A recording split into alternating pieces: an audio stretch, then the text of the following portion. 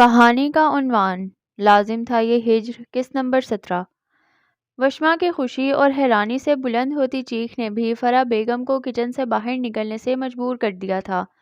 اس کے بعد ان کو لاؤنج میں بٹھایا تھا کیونکہ وہ پہلی بار ان کے گھر آئی تھیں۔ میرے یہاں آنے کا ایک خاص مقصد تھا۔ ویسے میرا کہنا ضروری تو نہیں ہے کیونکہ یہ آپ کی ذمہ داری اور حق بھی ہے، مگر پھر بھی کہنا چاہتی ہوں کہ آپ لوگ ارحان کی شادی کی یوں ہی تیاری کریں جیسے آپ کا حق ہے۔ کوئی اور نہیں جانتا کہ ہمارے درمیان کون سی خلش اور رنجش ہے۔ بہتر ہے کہ ہم کسی کو بھنک نہ ہی پڑنے دیں۔ زینت بیگم نے متوازن لہجے میں کہا تھا۔ فرح بیگم اور وشما بے ساختہ خوش ہو گئیں۔ آپ فکر ہی مت کریں، آپ کو ہماری طرف سے کوئی شکایت کا موقع نہیں ملے گا۔ فرح بیگم نے مسکرا کر ان کو یقین دلایا تھا۔ بڑی امی، کیا ہم ارحان بھائی کی شادی میں آپ کی مدد کروا دیں؟ وشما نے بے تابی سے پوچھا۔ میرا مطلب ہے کہ ہمارے اکلوتے بھائی تو بس وہی ہے نا، اگر آپ کو اچھا نہیں لگے گا تو۔ ایسی کوئی بات نہیں، تم لوگوں کا حق ہے اس پر، جو چاہے کرو، میری طرف سے کھلی چھٹی ہے۔ زینت بیگم نے اس کی بات کاٹ کر نرم لہجے میں آہستگی سے کہا تھا۔ ہم جو مرضی کریں، آپ کو کوئی اعتراض نہیں ہے؟ یعنی ہم لوگ جتنے مرضی فنکشن رکھ لیں؟ وشما نے خوشی سے پھولے نہ سماتے ہوئے ان کے بازو پر ہاتھ رکھ کر پوچھا۔ ہاں، انہوں نے اس کی خوشی دیکھتے ہوئے اجازت دی۔ شکریہ بڑی امی، بہت شکریہ، دیکھیے گا ہم ارحان بھائی کی شادی کو یادگار بنا دیں گے۔ وشما خوشی سے نم ہوتی نظروں سے ان کو دیکھتے ہوئے بھیگے لہجے میں بولی۔ مجھے یقین ہے۔ اچھا، مجھے اجازت دیں، وہ کہہ کر اٹھیں۔ نہیں، آپ بیٹھیں، پہلی بار ہمارے گھر آئی ہیں۔ فرح بیگم نے کھڑے ہوتے ہوئے فوراً کہا۔ نہیں، اس کی ضرورت نہیں، اللہ حافظ۔ زینت بیگم نے سنجیدگی سے کہا اور ان کو مزید کچھ کہنے کا موقع دیے بغیر وہاں سے چلی گئیں۔ شکر ہے اللہ تیرا۔ فرح بیگم نے آسمان کی طرف دیکھ کر ہاتھ جوڑے۔ میں بہت خوش ہوں ماما، ابھی ہی عدیلہ آپی اور عائشہ کو کال کر کے بتاتی ہوں، دیکھیے گا وہ کتنی خوش ہوں گی۔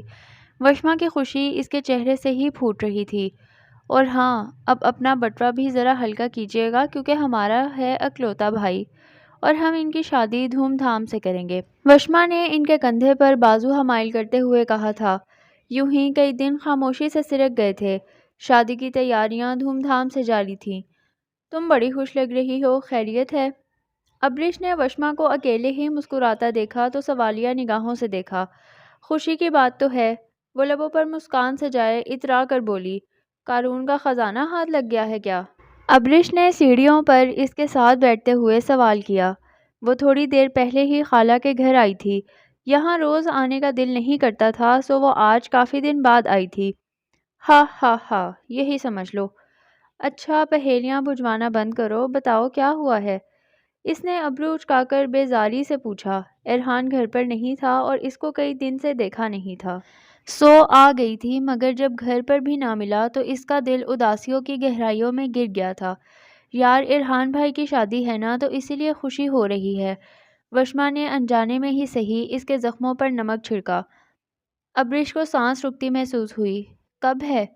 اس نے بمشکل خود کو کمپوز کرتے ہوئے پوچھا۔ انشاءاللہ مارچ میں۔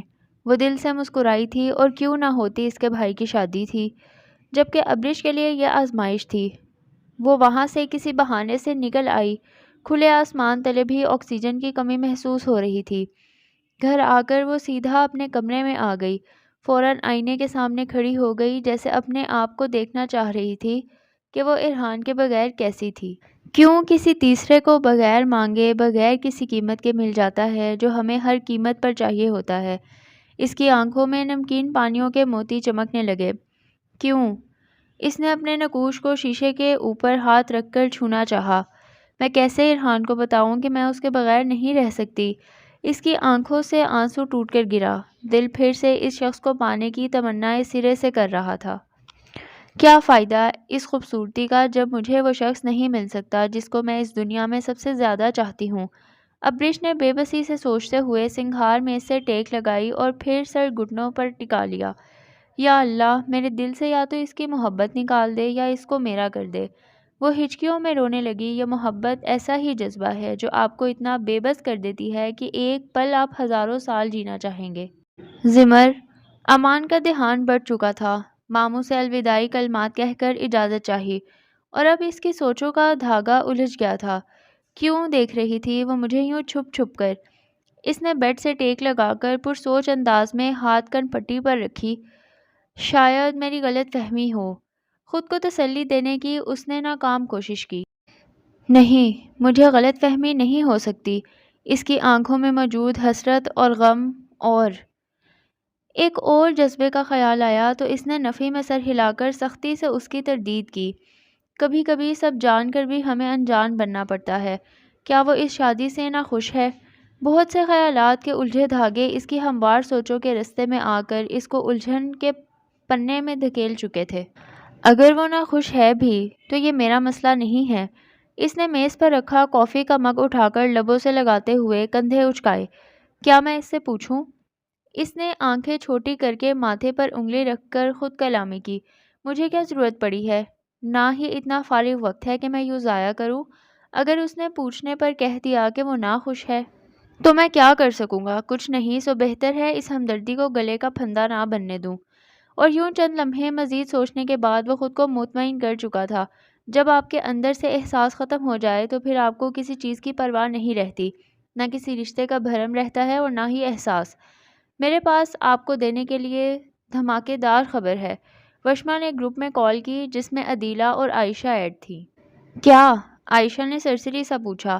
آج بڑی امی آئی تھیں، انہوں نے ہمیں شادی پر کچھ بھی کرنے کی کھلی اجازت دے دی ہے۔ اب یاد رکھنا ہم نے شادی کو یادگار بنانا ہے۔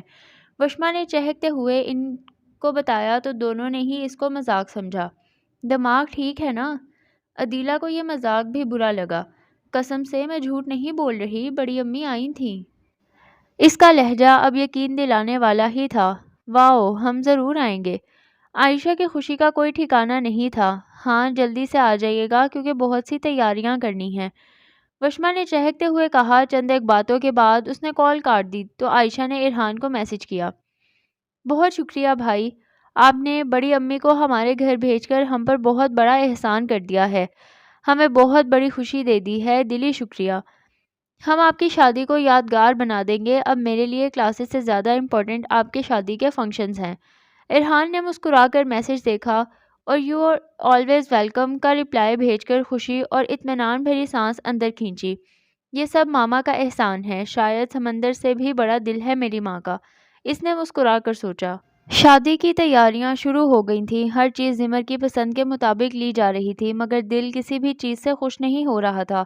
اسے اب اس بات کا شدت سے احساس ہو رہا تھا کہ جب آپ کا دل خوش نہیں ہوتا تو پھر چاہے دنیا جہاں کی دولت آپ کے قدموں میں رکھ دی جائے تو آپ کو اس سے خوشی ملتی ہے نہ ہی سکون، کیونکہ سکون اور خوشی کبھی بھی دولت اور چیزوں سے وابستہ نہیں ہوتے، البتہ وہ چہروں اور کسی شخص کی موجودگی سے ضرور ہوتے ہیں۔